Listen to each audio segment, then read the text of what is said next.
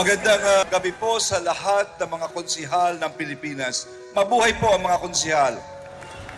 Habang ako'y umiikot sa buong Pilipinas, ang dami ko nakikilalang member dati ng Philippine Councilors League na ngayon ay mga senador na, gobernador na, at marami na ho ang talagang sabihin na nating nakilala ang galing at nahasa dahil sa Philippine Councilors League.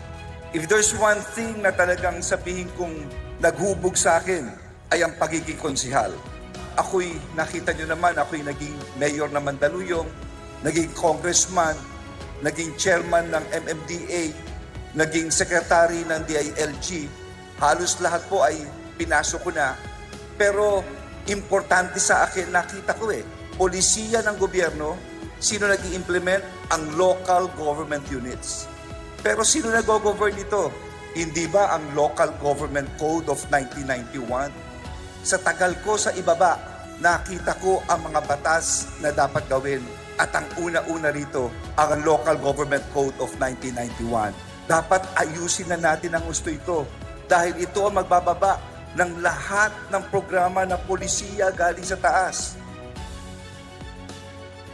Mga kasama ko sa council, marami pong dapat gawin at dapat baguhin na batas. Sa inyong lahat, Philippine Councilors League, dito ako nagsimula sa politika. Hindi ko mararating ang pagiging sekretary kung hindi ako dati naging konsihal. Mabuhay ang konsihal ng Pilipinas, mabuhay kayo lahat.